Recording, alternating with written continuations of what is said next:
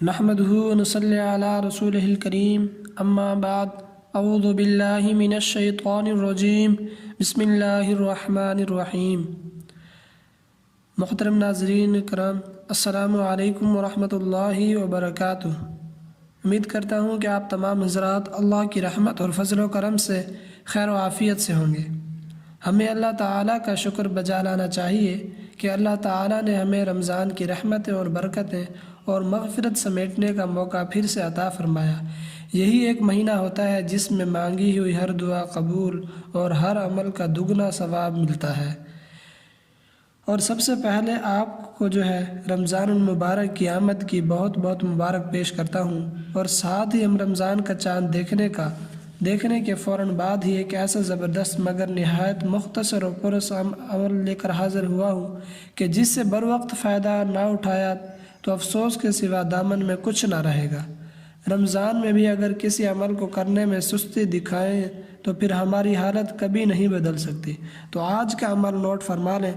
جس رات کو چاند نظر آنے کی خبر ملے تو اس رات مغرب کی نماز کے بعد اور عشاء کی نماز سے پہلے مغرب کی نماز کے بعد اور عشاء کی نماز سے پہلے صرف 21 مرتبہ کتنی مرتبہ؟ صرف 21 مرتبہ سورۃ القدر جو کہ 30ویں پارے میں موجود ہے سورۃ القدر جو کہ 30ویں پارے میں موجود ہے، آپ نے اس کو پڑھنا ہے اور دعا کرنی ہے۔ اس عمل کو کرنے میں 10 منٹ بھی نہیں لگیں گے، لیکن اس عمل کا فائدہ کیا ہوگا وہ ذرا سن لیں۔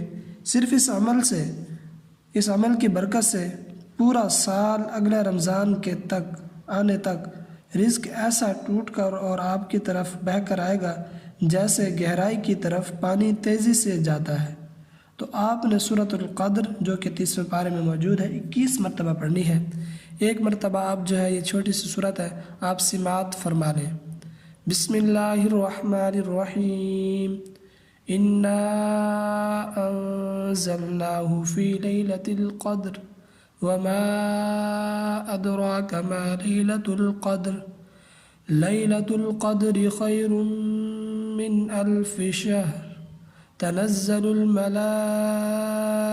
والروح فیہا بإذن ربہم من کل امر سلام ہی حتی مطلع الفجر۔ بس آپ نے یہ سورہ 21 مرتبہ پڑھنی ہے اور پڑھ کر دعا مانگنی ہے۔ انشاءاللہ تعالیٰ اس عمل کے کمالات دیکھ کر جب آپ کی جھولیاں نعمتوں سے بھری ہوئی ہوں گی تو آپ کے دل سے میرے لیے دعائیں ضرور نکلیں گی۔